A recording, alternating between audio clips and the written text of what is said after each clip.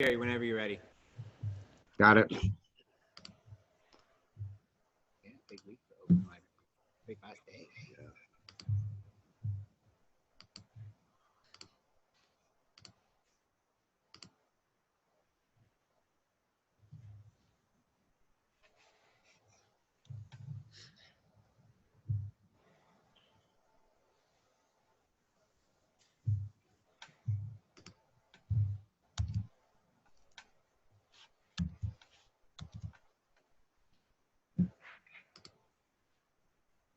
We're getting there.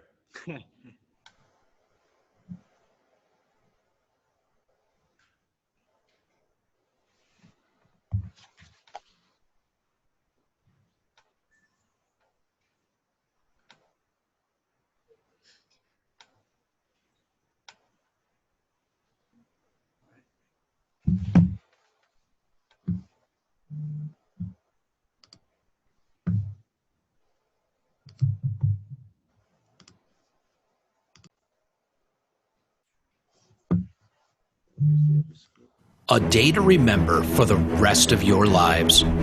There's a great promise for all of you. The Pro Football Hall of Fame and Extreme Networks present the Heart of a Hall of Famer program. With nearly 100 Hall of Famers participating, we have reached 48 states around this country, sharing the message that football is more than a game and can teach Americans how to huddle up during a time when we need to be united. It's time for America to take a real deep dive. Not at no one else, but at yourself individually. If you want to change America, don't brush your teeth with your head down. Look at who you are and be the example. Be the example. An opportunity to meet and learn from one of the greatest football players of all time. But more than that, the chance to see that their Hall of Fame life wasn't given to them. Single-parent homes, drug-infested neighborhoods, and poverty. I grew up in a neighborhood that was considered one of the worst in America, and the household I grew up in was one of the worst in that neighborhood. By the time I was 20 years old, I knew at least 30 friends or family members who had lost their lives. Football became like a second parent to me. It taught me the things that my father wasn't there to teach me, and that my mother, as a struggling, single-parent woman, just didn't know to teach me. But they learn how to live a life of character before pursuing their football careers. Today, you will learn you can do the same that they once did.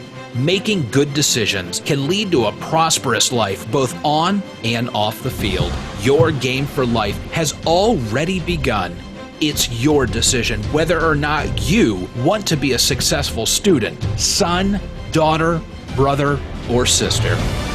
Every one of you can have a Hall of Fame life, whether or not you play football. You can be as great as you want to be. The Hall of Fame is all about integrity, character, and excellence. You have the opportunity to represent yourself that way. You determine your character.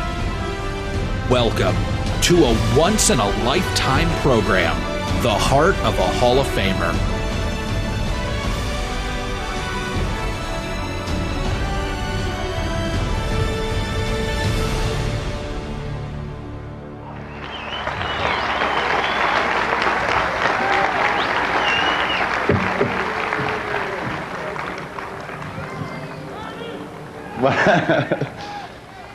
First of all, before I can get things out of my mouth, I want to recognize everybody that's been inducted into the Hall of Fame before myself and before the other three gentlemen behind me. They were the pioneers of this game. Among them were the Cleveland Browns that I had watched on TV when I was a kid in Erie, Pennsylvania. Getting an opportunity to become a part of this fraternity, you can't explain it. It's a close-knit fraternity, and you have to be greatness, and you have to have all the assets and attributes in order to be part of this fraternity. And today, I want to just salute you people in the back, that I am so proud to be part of you. Thank you very much.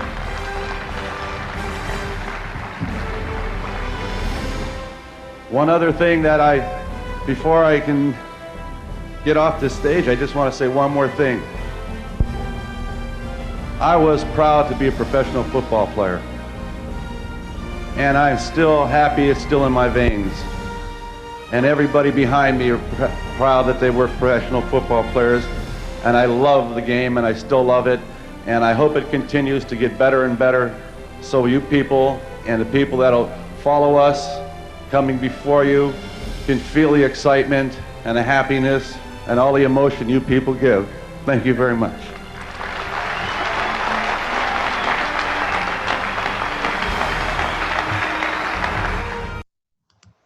All right, and with that, I'd like to welcome everybody here to Granite Bay High School, all the way out in Granite Bay, California, for our latest installment of the Pro Football Hall of Fame Heart of a Hall of Famer series. Today, featuring Hall of Famer Mr. Fred Biletnikoff. My name is Jake Ray. I'm the Youth and Education Manager at the Pro Football Hall of Fame in Canton, Ohio. I'll be moderating the session today.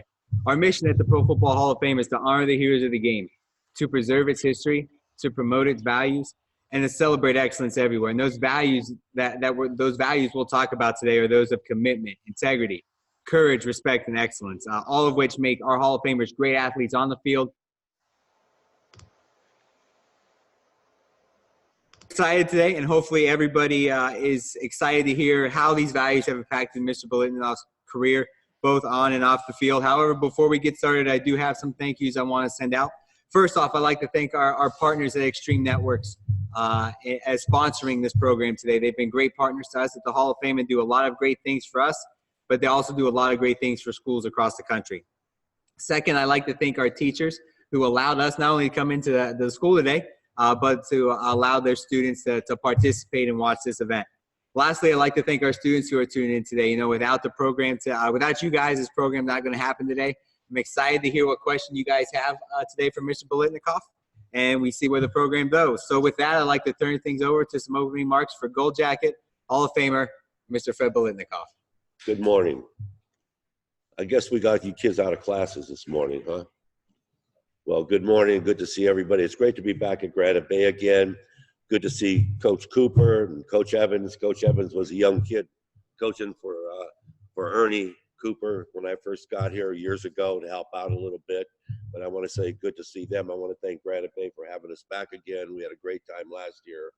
And the one thing I want to make sure everybody in the room here, in the auditorium, that, you know, you people just feel nice and relaxed. The program is going to be based around you guys. I'm going to answer all the questions that you throw at me at the best of my ability. I'll answer them great and honestly. And I just want to say that all of us have been in that seat where you're at one time or another in our lives, okay? And it's great to be young. It's great to be able to know that you have a great future ahead of you. And it's great to see that somewhere down the line, you're going to make an impact in life. And that's the most important thing that you should think about, is make an impact on life, whatever it may be. Positive, make sure that you're a great, great friend to everybody, because slowly but surely as the years go by, we all start to lose our friends, and we all think this, which I've always sort of lived by. I wish I would have been a good enough friend, because my friends were a lot better friends to me than I was to them. All right, so if you carry that with you, that'll get you more loosened up and be more friendly to people and really cherish your friends. And that's the most important thing that one of the best things that I've learned in life. So now let's get on with the program. All right, I'll go ahead and get it rolling here. We're coming up on the NFL draft. Yourself, you were the #2 overall draft pick coming out of Florida State. Was there a different amount of pressure on you being such a high draft pick? Or was it, just go out between the white lines and perform like you always have? That was closer to, yeah. Because years ago, I got drafted in 1965. That was a lot of years ago. And we didn't have all the media attention at that time, and we didn't have all the hoopla and the big build-up to the draft like they do now. So you were sort of in the background all the time, and you were just happy to get drafted by somebody, to have the opportunity to play professional football. And I got drafted by the Raiders, of course, and at that time, we were the AFL, and the older league was the NFL. So I got drafted by Detroit Lions, in the NFL. But being from Erie, Pennsylvania, I had enough in the winter time and the snow, and I'd rather come out to Oakland in California exactly what you rather mean. than sign with Detroit. And so I ended up signing with Oakland because of the fact that it was more attractive to me coming to California and being part of a team that threw the ball quite a bit, being a receiver, obviously. And so it was more made for me to be able to come out to Oakland. So that's the decision I made, was coming out to Oakland instead of going to Detroit. Did you run the 40? The snail could run the 40 faster than me. No, it wasn't. No, you know what? At that time, and much everybody in the room that you pay attention to the draft, or even out here on the field with Coach Evans, you know, the 40 time. Well, we ran 50-yard dash then. But at that time, our owner never ever told anybody how fast they ran. They always kept it to themselves. It was like a secret. Nobody wanted to know how fast guys were. And they just wanted to have guys go out there and play and not worry about how fast this guy ran or that guy ran, or who was the fastest, who was the slowest. So that's kind of how I was brought up with that kind of idea in professional football. All right, we're going to turn over to some students out here that has a question right here in front of us. So don't be afraid. Raise your hand, and we'll get your question. Well, someone's got to raise Someone's their hand. yeah. We can't All right, back there. We Go can't ahead. get you out of class unless you ask a question. Mm-hmm. In high school, did you play two sports? I played basketball too. Played basketball, a little baseball. Well, then everybody in school then, you played all the sports. You played football, basketball, baseball. You did some track and that type of thing. But mostly it was always football and basketball. And so I had a chance to do both things because they kind of just went right into each other, you know. And you go right from football to basketball, to baseball, and track. And so that's how I was raised and brought up in high school back in Pennsylvania. Did each of those sports kind of help you out in the other ones that you played in some different way? Oh yeah, because I mean you go from football and then you go right into basketball. So the only difference for me was the fact that it's a different type of shape, you know, because on a football field, as you guys know, everybody in the room knows, or soccer, or whatever it may be here in the room, whoever plays what, those sports, was the fact that, you know, it's just every sport is a different type of shape. You know, you have to be in different physical shape for each sport. So that transition. But when you're young, you don't know the transition. You know, when you get older, the transition is a little harder. But when you're younger, the transition isn't that tough. Now, Coach Cooper mentioned when you got here, how good you looked in your jacket. When you get enshrined, for those of you who don't know, when you get enshrined into the Pro Football Hall of Fame, you get three iconic items when you're enshrined. You get the gold jacket and the ring that Mr. Biletnikoff has on, the Haggard gold jacket and the K Jewelers Ring of Excellence. But what everybody knows is you get that bronze bust, and you see the picture rotating up here. You get that bronze bust that goes on display in Canton, Ohio, and was going to last for over 40,000 years. So out of those three items, that's what you see in Canton, Ohio. So right now, we've got some of our staff at the Pro Football Hall of Fame in front of Mr. Biletnikoff's bust. And just going to talk a little bit about why he's a Hall of Famer. So guys, you there? Thanks, Jake. I am. And welcome to the Hall of Fame Gallery.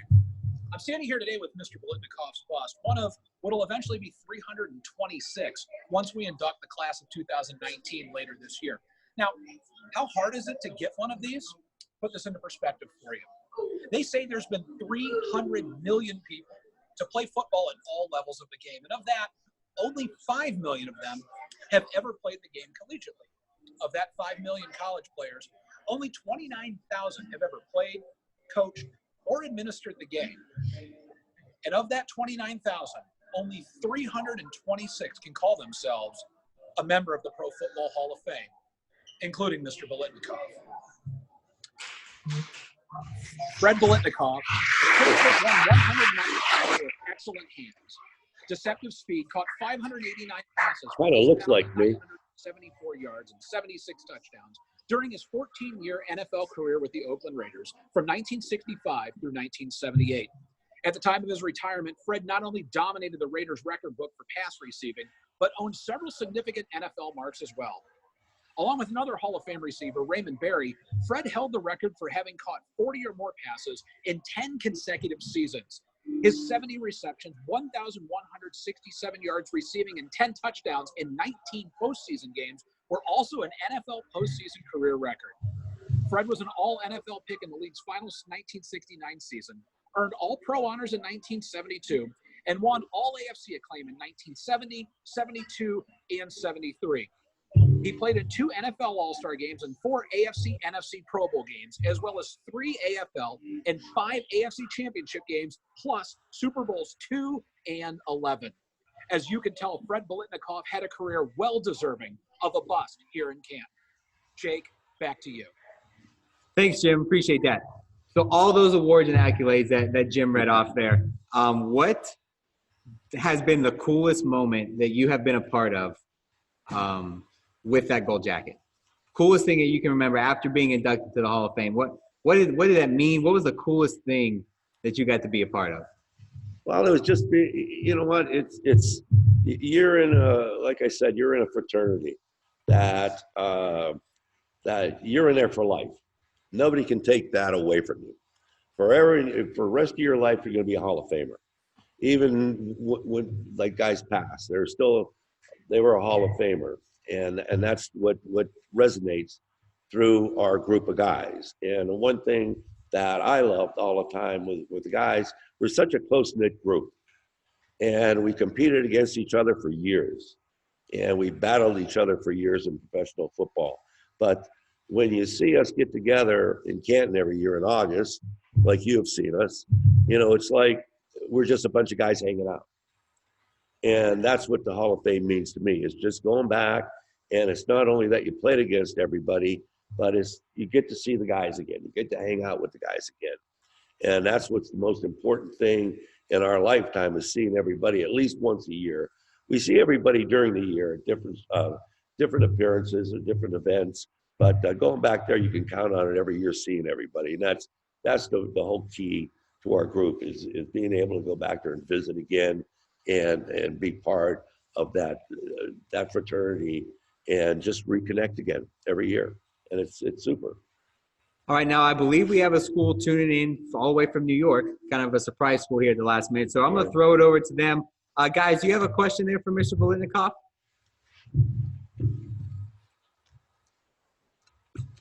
Or not? Good All morning. right. Well, no, there, I hear them. There they are. Go ahead. I'm John Edward with Western High School in Las Vegas. My question to you is, how important do you feel accountability is off the field? How important do you think accountability is off the field? Oh, wow. It's accountability, in my estimation, is that every time when you get up in the morning, I don't care what age you are, who you are, if you're male, female, whatever. The most important thing is you got to be accountable for every step you take the rest of the day. And you've got to be able to do that your entire life, to be accountable for everything. Because nobody is going to be accountable for you. You've got to take that, you got to embrace it, and know that, you know, all my actions today are going to make me be accountable for things that I'm going to be responsible for the rest of my life. And if you approach everything that way each and every day, that no matter what you're doing, you have no excuses whatsoever, because everybody wants to be their own person. Well, that's one of the things that you have to carry when you're your own person, is being accountable for that person inside you. All right, next question we're going to take from right here in front of us at Granite Bay. So we got a question over here on the left. Go ahead. What's that? How'd you know you wanted to go pro? It just, I don't know, you know, it was just the fact that, you know, getting out of college, being able to go to professional football, which every you know, kid would love to do. Everybody when they're small wants to be a professional football player. And that's one of the things that I always wanted to do. That's one of the things that I love doing, is playing football. So being able to be drafted and being able to have go and be drafted by a team that you really wanted to go to and have a great career, you can't beat it. You can't beat the excitement, the work, the excitement, being able to win games, go out there and perform and do something you love. And that's how it was. I love football. All right, we'll take another question right here in the red. Go ahead. What age? Oh boy. Well, let me backtrack a little bit for you. I'm not avoiding your question. Where I was brought up in Erie, Pennsylvania, we really didn't have organized leagues. All right, so you grew up playing over in the park or over in this yard or wherever. So you grew up in that way, playing that way. Okay, so that was your introduction to sports and especially football. And along with that, the other thing that comes along with that is that in Erie, there are so many ethnic groups. And so you really had competition going out through the entire city and neighborhoods. And in your neighborhood, you might be the youngest guy, the oldest guy at that time. So you didn't have a chance to play with kids your age. You were playing against older guys, some younger guys. And so that's how you learned to play sports. It was a tough way to learn, but at one point you were the younger guy. Then as years went by, you were the older guy. And then of course, the organized stuff came when you were in school. And that was the first time prior to school, there was no organized sports until I went to school. Went to grade school then. So that was the first time there was anything organized. Outside of that, you were just out playing in the yard with anybody and whoever. I mean, you get beat up pretty good too. So it's a challenge. Obviously played the game a very, very long time. Is there any moments that kind of stand out to you that you could kind of say were your best moments throughout your entire football career, like the Super Bowl win, the Super Bowl MVP, or like even that first snap you took as a professional football player? Is there a moment that when you think of it right off the bat that kind of stands out to you? Well, you know what, I played 14 years, and during those years, it's not easy. I mean, you get all these accolades, you're able to get different awards and make great strides and win games and that type of thing, but there's so much that goes along with it. And to me, going to the Super Bowl, the one thing that it did for me is because when I first came into professional football, we were in, and I don't know how you kids are very familiar with the AFL, NFL, but we were the young league. And a lot of guys that were in our young league were guys that the old league, the NFL, didn't want. So I played for a number of years with a lot of guys that had been rejected by the NFL, the old NFL. And to play all those years with those guys and then to have those guys leave, and then myself being able to continue on and finally get to a Super Bowl and win a Super Bowl, my first thoughts were those old guys that helped and they raised me. There were a lot of guys like Billy Cannon, Cotton Davidson, Dick Wood, Tom Flores that really took me under their wing when I had a tough time in the beginning. So those were the guys that I remembered when we won a Super Bowl, because I wish that they were there with us, and obviously they weren't, but that's one of the things that was high on my list as far as winning the Super Bowl with those guys. All right, we're going to send it back out to Western High School in Las Vegas, not New York. I was wrong. But for your next question for Mr. Biletnikoff. So go ahead and ask your question whenever you're ready. Hi, I'm Kenneth Mullins from Western High School. My question is, what advice can you give to young people about how to develop their character? So young people today, what advice would you give to them to help them develop their character? Wow. It's like we said a few minutes ago, accountability. I've always looked at life this way. You are a lot of times judged by the friends and people you hang around with, good or bad, unfortunately or fortunately. All right. People do judge you by the people that you hang around with. The choices you make are the choices that you have to live for the rest of your life. And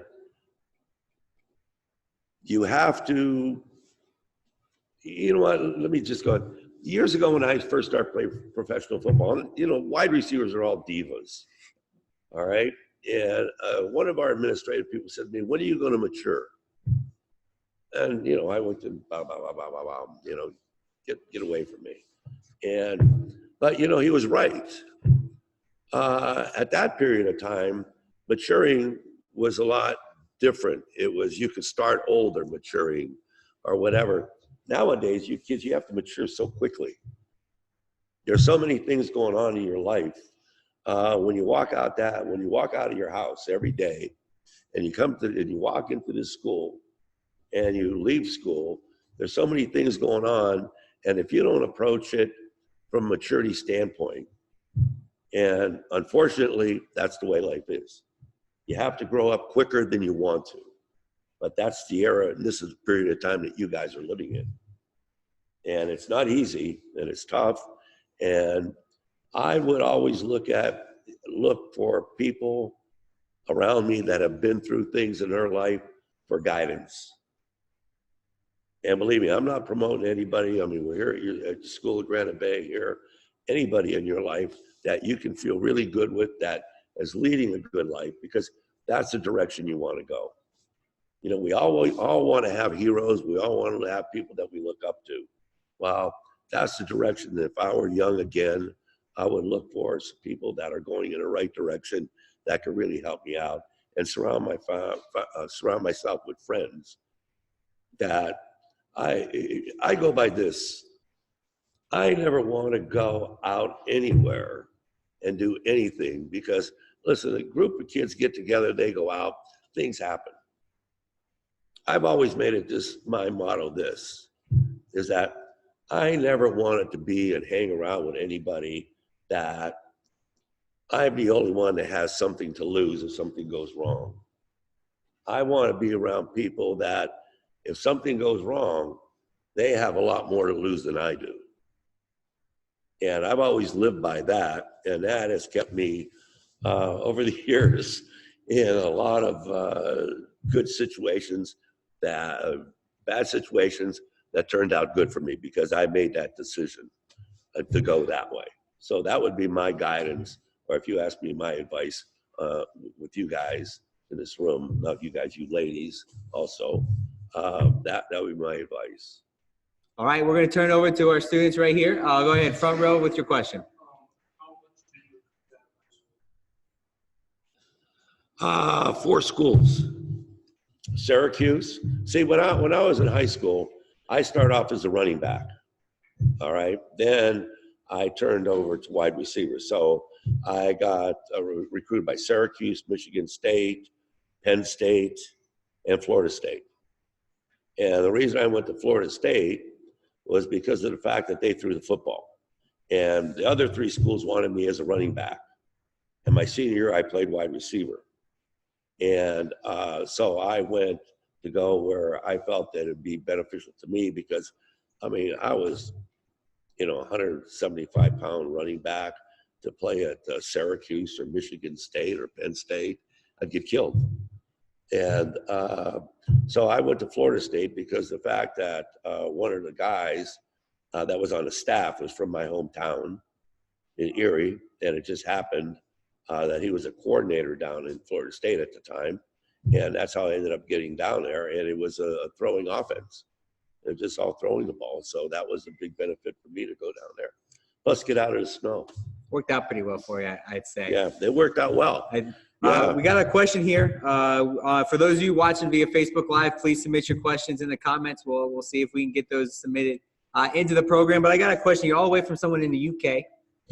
They're asking about nicknames. You didn't have any nicknames throughout your career growing up, and was there any meaning behind those nicknames? I don't know. There are a lot of nicknames. I don't know. I can't. I don't know what nickname that I could really put a tag on. Does he have one? Or he said Coyote. That I don't know. That I don't know. Well, we'll transition from that then, and I'm Okay. sure you've gotten this question a million times, so we'll make it just 1,000,001. The kids tuning in today, can you explain to them what Stickum is? Have you guys ever had a candy apple? You know, the syrup that they dip it in and all that? That's what Stickum looked like. All right. And it was tacky, and they had it in jars. And you would take it and you just put it on your wrist, your arms here, down here to carry it on the field. And that's the texture that it was. It was just like the stuff you dip for a candy apple. And it's tough to get off. Believe me, I'll tell you what, you had to use paint thinner to get it off, because that's how thick it was. So you got a lot of rashes on your arms, your legs, wherever it may be. You had to take it off on, okay? But Was it worth it? Obviously, yes. The hassle was worth it, yes. So you were obviously famous for you and your teammates. Well, yeah, our teammates, using because it. we got it from some people in San Diego with the San Diego Chargers years ago, our equipment guy, and so we all started using it, and then we just kept using it until the NFL banned it. And now they have gloves. Now they have gloves, which are better. The same, yeah. The gloves are better. I would rather have the gloves. Plus, you can keep your hands warm. Yeah, absolutely. I'll go ahead and turn over to another question here in front of us with a question from Mr. Biletnikoff. We'll go all the way over here. Go ahead. Game day routines. I got sick a lot. No, I always liked getting to the stadium early, but my routine started during the week, and during game day, I was probably at the stadium by 9:30 in the morning, and go through my routine. I had to have my jersey, my pants all set, make sure I felt comfortable.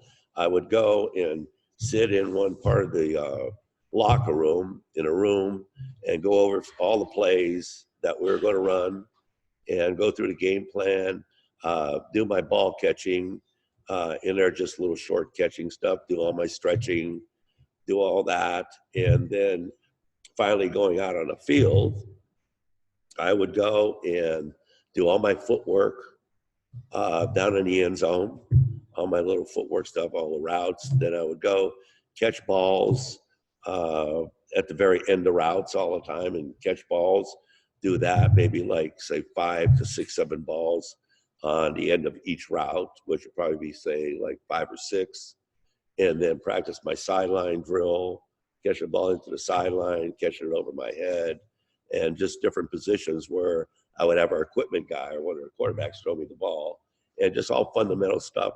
So I had a pretty good routine going where I could feel comfortable after we went back in the locker room after pregame warm-up, and then coming out that I covered everything that I possibly could to get ready for the game, to go out there and start.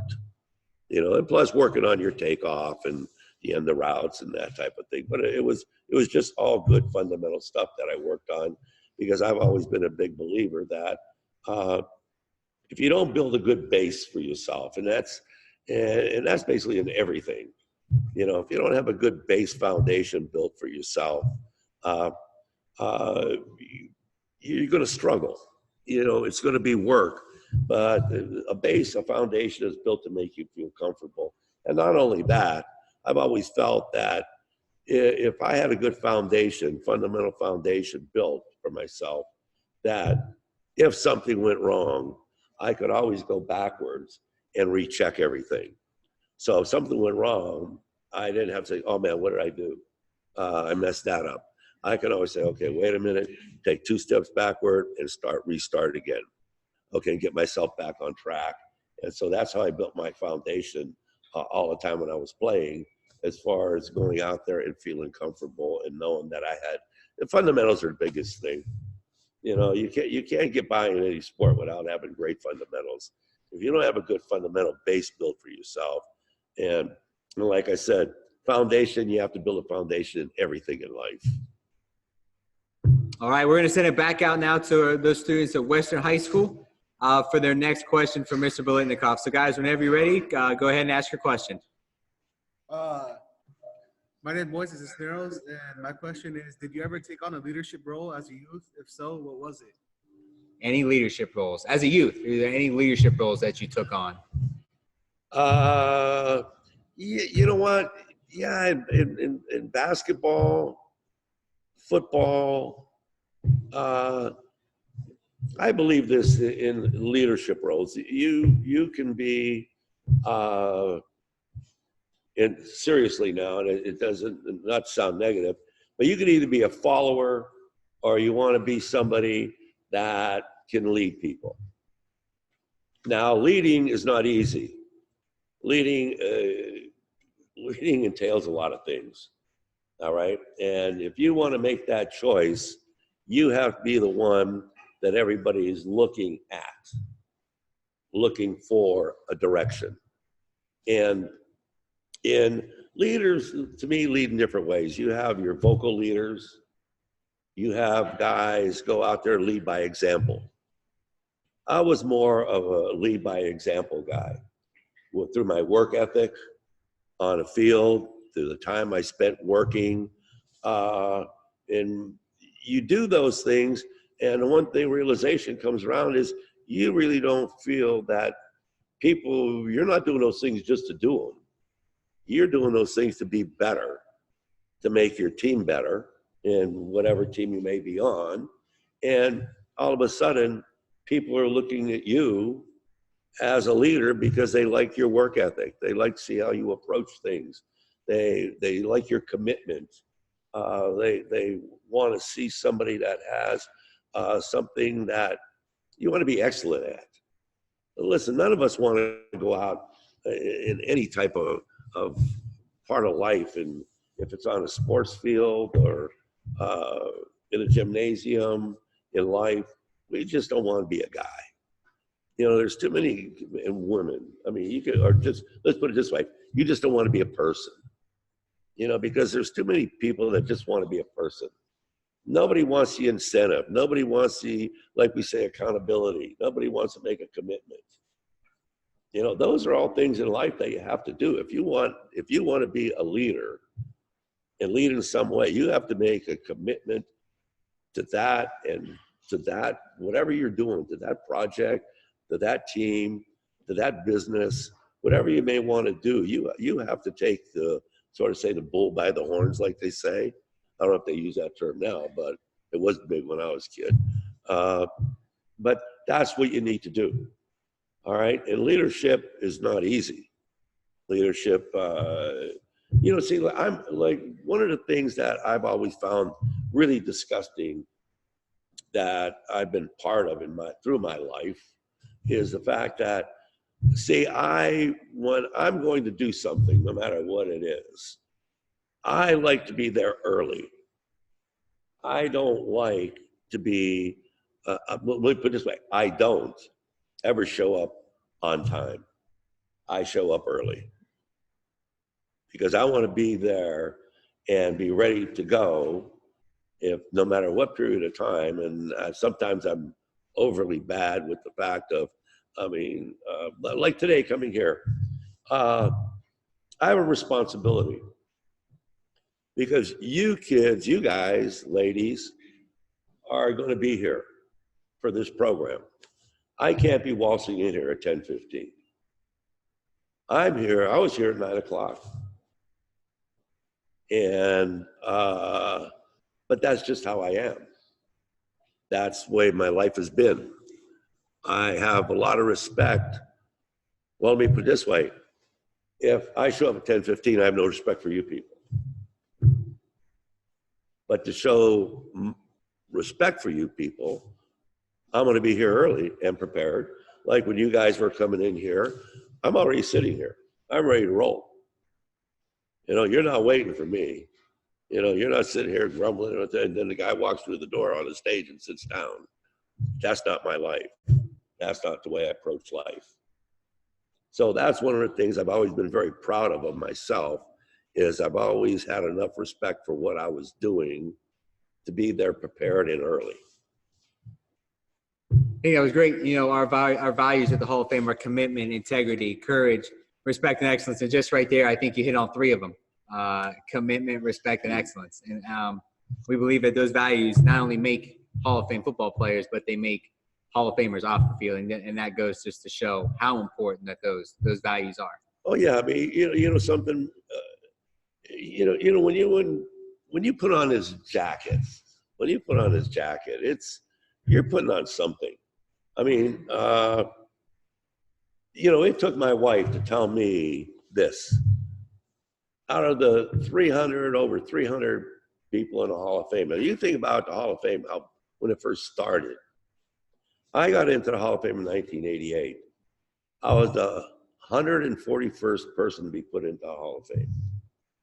Now, you think back of all the years, like I said, with the Hall of Fame, and you think about, man, you're the 141st person to be put in the Hall of Fame. That's pretty damn good. I mean, you think about being proud of something and being able to put on his jacket. I'm not a big ring guy. Okay, I wear my wedding ring. But I brought my Hall of Fame ring. I mean, look at this thing. You talk about bling bling. Isn't this bling bling? Yeah. Our owner, Al Davis, years ago when we had the Super Bowl, every time he talked to somebody, he used to put his finger up to his mouth so everybody could see the ring, But it's beautiful, and I love it. And it's very special to me. And this jacket's special to me. And the people I'm involved with in the Hall of Fame are special to me. All right, we're going to go ahead and turn over to another question we got here in the front. We'll let's go all the way to back there. Go ahead, question.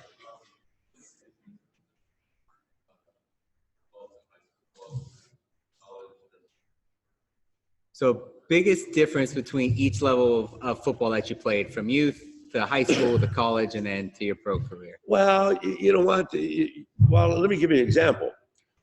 Like in football here, the offense that you run here, and like Jeff does and what Ernie did years ago, are a lot of offenses that they run in college football.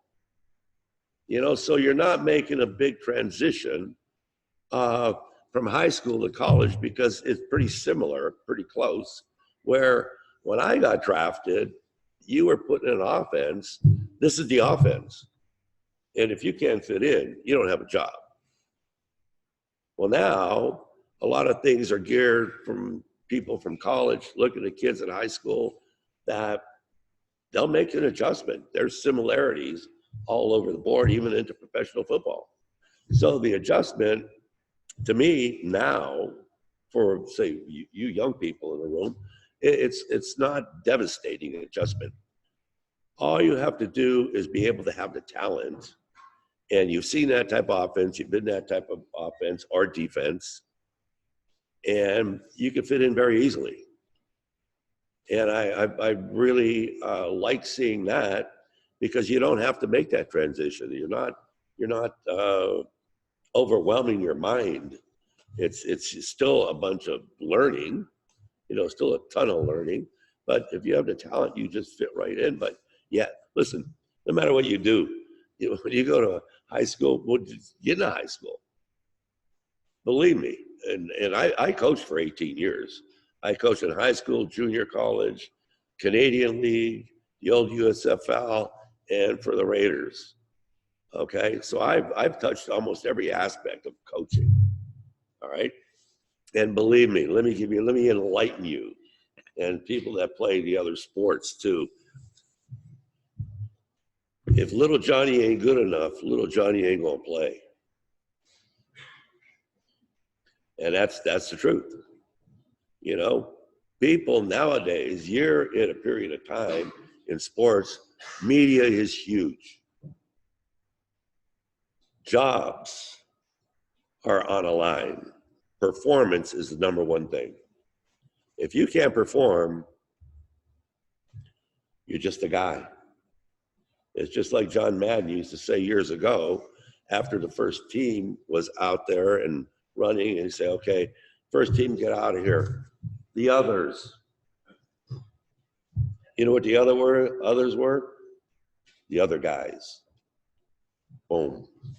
And that's how sports is. It's a tough life. It's not easy. There's a lot of ups and downs. I mean, you talk about things in life. Let me tell you something. Life has enough ups and downs. Sports has enough ups and downs. And believe me, it's who's the strongest, who has the biggest will to win, to be the best, and to go out there and perform, and take the time to be the best. Not just going out there and running around on a field. And a lot of us have seen that. He's just out there running around. She's out there running around, whatever. No, if you're going to go out there, listen, if you want to go out there on that field, basketball court, soccer field, in the swimming pool, I'm not going to go out there unless I can be the best. You know, it's like, I remember years ago when I was in high school, coaches go, hey, dummy, go get the dummies. Okay? Don't waste my time. I can remember when I first started in professional football, Al Davis was our head coach. And I remember my first play at training camp with Al, right out of the chute, I made a mistake. I come back to the huddle, and he stands right in the huddle, calls all the plays, gives it to the quarterback. And he said, what are you doing? I go, why don't you go, you're not back at Florida State anymore. That was my first practice. My first preseason game, we're up in Salt Lake City, and horrible game. I dropped, like, first half third quarter. See, back then, the others played the third and fourth quarter. See, I was with the others. And I know what it's like to be the others. And I dropped 3 balls in the third quarter, 1 in the fourth quarter. Then towards the end of the fourth quarter, I catch a touchdown pass. And so I'm feeling pretty good. So I'm coming off the sideline. I look at Mr. Davis, Coach Davis at the time. He goes, I don't even know why I drafted you. So that was my introduction, my first preseason game, my first play. So you want to start off a career? I wasn't feeling very good, all right? But those are the things now you can look back on. And yeah, did you learn from it? Yeah, you know what you learned? In his estimation, you weren't good enough to play on his team. Now, who wants that said to him? And you know what? It was said to me. I know. So, you know, when you go through life and you hear about people, oh, you know, he said that to me. I've been through it. I've seen it, believe me. There's not, you know what, the great thing about my life is this. I don't really believe there's anything that I haven't been around, haven't seen, sometimes been part of, and survived. And you wonder how you survive. You know what it is? If you're not strong, if you can't let things get you motivated, if you can't get things to make you wise up, sort of say, to know that if I'm going to be doing this, if you're not the best, why do it? If you want to be just in the flow, then it's for everybody. But it's like, I want to be great. What the hell was I going to go out there for? Just to play? No. And listen, on the way to being a good player versus a great player, there's a lot of steps and hurdles. My God, I'll tell you what, it's not easy. It's tough. And, you know, it's great to have everything, like I said earlier, you know, at the end of your career, a lot of things happen, a lot of good things happen to you. And then, you know, you put yourself, when good things happen to you, you kind of forget about the bad things. But you know what? My step was, I could always learn from the bad things to make myself better. I could always come from making mistakes and make up those mistakes. All right, just as long as the mistakes weren't devastating. Maybe hurting your ego is devastating. So you have to have a great, strong ego and personality.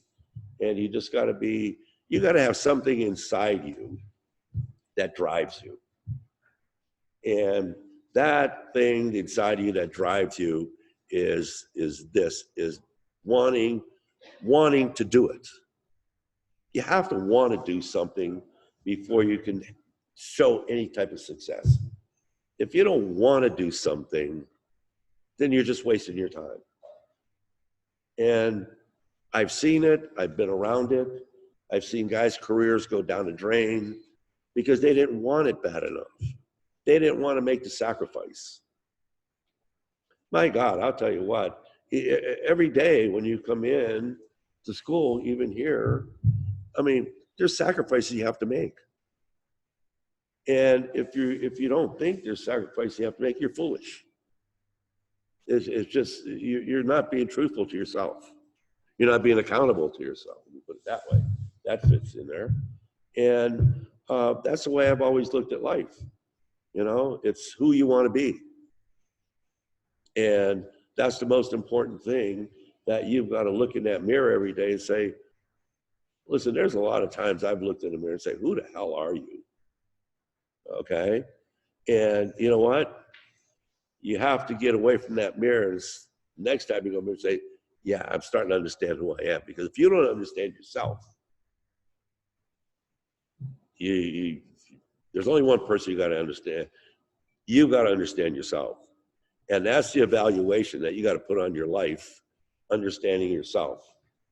Because if you don't understand yourself, you got a big problem. Let me tell you, all right? Because if you want to hear things from other people to tell you how you are, and your first reaction is everybody's reaction, listen, the same reaction in 1961. What do you mean? Me? You don't know what the hell you're talking about. I've been through it. I've been around it. I did it. So know who you are. Just believe me, if you don't know who you are, you got a big problem. Big problem. Let's move on. All right. Got a few more time for a few more questions here before we wrap up. I want to talk a little bit about your foundation. Your foundation supports a bunch of different initiatives, from mental health to substance abuse. First of all, why did you start the foundation, and then what does it mean to you and your family? Well, let me start with 20 years ago now, my daughter was murdered. Our daughter was murdered. She was an addict, alcoholic, lived in Southern California, finally made the decision to go into drug rehab. And she came up from San Diego, lived with Angela and I, and she was in a facility over in the South Bay, outside of San Francisco. The youngest girl to be in the program, drug program. All right. So the process was taking her over there. On the way over there, Dad, I'm going 30 days, that's it. All right, Trace, do what you want to do. Let's get you in the program. Let's get it started and see where it goes from there. All right, let's just take it easy. Let's go. All right, fine. 30, went to 60, went to 90, went to 120, went a year. All right, doing great, fantastic. All right, getting clean and sober. Next year starts off, goes halfway through the year. Now she can come and be at home and still go over. She did some counseling, and she did counseling and helping out. The older women she met, they had kids, so sometimes she would go over there and babysit for them. She got involved with the program because she didn't want to get away from what she had started and what she finally had gotten to let it just go. And so she threw herself right into the program, helping and all that. Then at a social function, she got into a little debate with a gentleman, one of the guys that was in the men's program, and he ended up strangling her, killing her at the social hall. Then threw her body in a van, dumped her body out in the park over at Kenyatta College. And they found her 2 days later, okay, all beat up, everything. So we started the program because she was interested, seeing they didn't have an adolescent program for girls.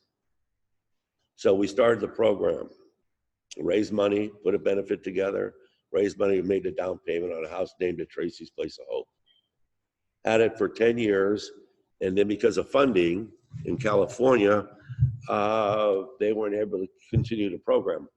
Well, my wife Angela, who some people here know from Granite Bay, know her very well, she's the type of person that if she says she's going to do something, she's going to do it. And she made it a point to say that it was Tracy's hope all the time to keep this program going. This is what she wanted. So we teamed up with Konani up here in Loomis, and they had a home there, a home for girls. And we went to see it and visit the girls, and it was a 1950s home.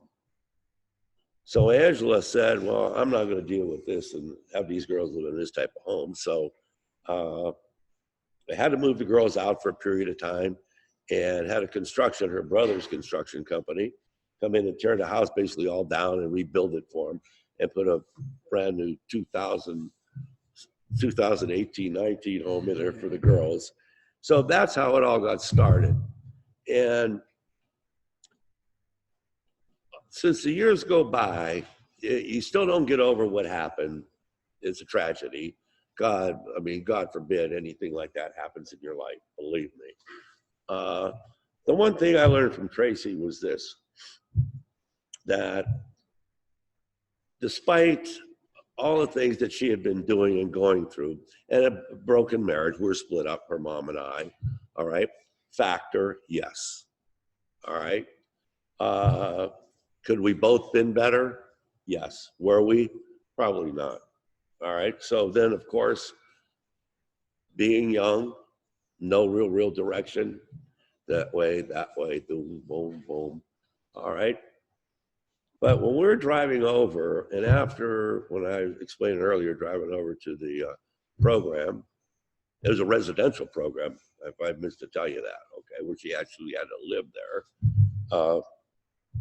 After about the first 3 months, her and I were talking, and she said, you know, Dad, she said, I missed out so much of my high school life. And this isn't, listen, I'm not telling you this just because I'm here, all right? This is a fact. I missed so much out of my high school life because all it was my last 2 years in high school, I don't even remember. Just all drugs, partying, going here, doing this, doing that.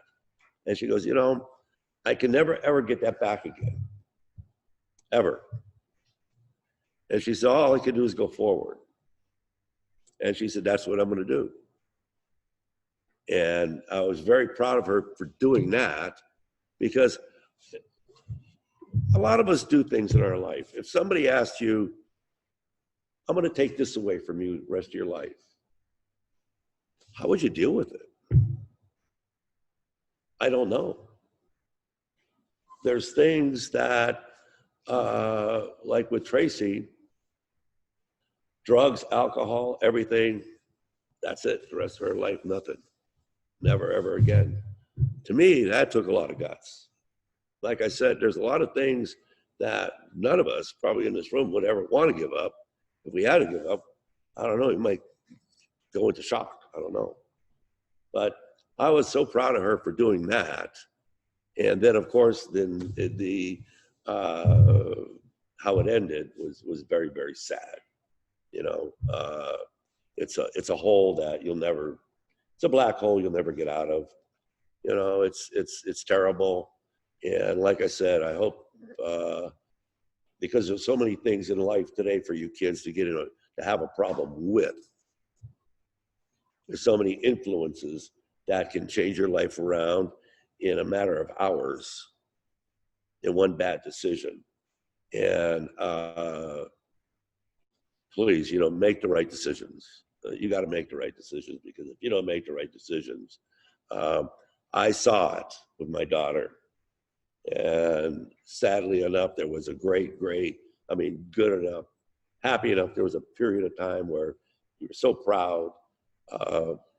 You seeing a young girl taking charge of her life and turning it around. And then the sad part is all that work got thrown down the drain by some moron. All right. That's my story. I think That's our foundation. And it's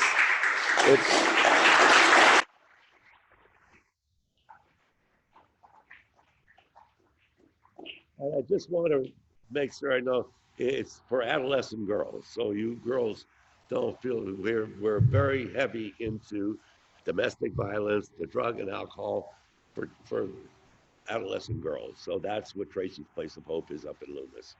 All right. So we're expanding. We're building a recreation center in the back of the house for the girls, so when their families visit or whatever, they have more room and they have a place that they can go and have a good time, equipment to do exercising. We can put big screen TV, jukebox, because you know what? I'll tell you what, if I don't know how many in this room get an opportunity to go visit a program.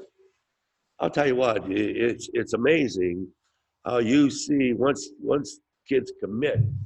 I'm talking about the drug and alcohol programs, commit in a matter of 30 days, months, a whole different personality.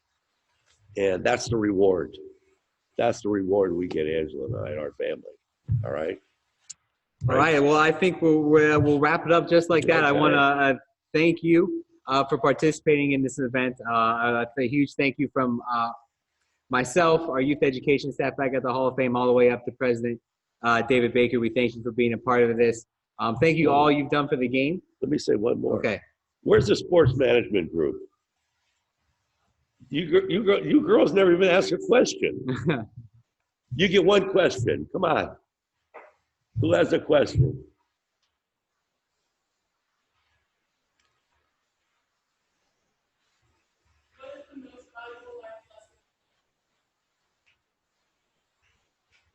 It's a good one. Imagine this, okay? Everybody looks for an excitement in life. What gets you excited, right? All right. What turns you on? What makes you keep going forward? You know what I learned from football? This. And I'm sure everybody in the room watches football, okay? There's not too much time. When you come out of the huddle on first down, the plays run, back in the huddle, second down, the plays run, third down, your huddle, third down, the plays run. You know what I learned, and you could sort of put this, I think it's character, I think it's a character builder, is when you go out that first time on first down and things don't go well, you got maybe 40 seconds to get back in there and get back out. And the excitement is, can you go out that second time and be successful after the first time, say 40 seconds ago, it was a failure. So how quick can you come back from something negative and create something positive? And that's the excitement of football was to me, to know that, hey, after that first down, something didn't go right. Okay, I'm not going to hang my head, man. I got to get going. I got people depending on me to play my position, to do my part on the team. So I get right back out there. And in that period of time, you got to get to play. You got to figure out what the heck's going on out there and be a success. That was the excitement. The excitement was, if I drop the ball, then sure, you have your little 10-second deal, whatever, mad at yourself. But man, I got to get going and going out there, catch the ball, the next ball. So the excitement was playing on that edge, playing on that fence, where you could go here or you could go there. And it was up to you to make that decision. And that was what I really loved. That if there was something in football that somebody asked me what I miss about playing football, it's sure the camaraderie and the excitement and the people in the stands and da da da da da da da. That, but it's playing on that fence where you can be a success or a failure in a matter of seconds, and it all depends on you how much you want to be a success. That's what I loved about it. It's a thrill. Believe me, it was a big thrill to be able to do that and know that heck, things can go wrong 2 times in a row for you, and you might not get another chance to perform until late in the second quarter, and this is the first quarter only. So you got to be ready to perform in that second quarter whenever it comes back around. So that's how I felt that a lot of my character was built from playing football through that. I loved it. It was great. It was great playing on the edge. Yeah, it was fun. All right. I think that's a great way to wrap up the program. Let's give Mr. Biletnikoff one last round.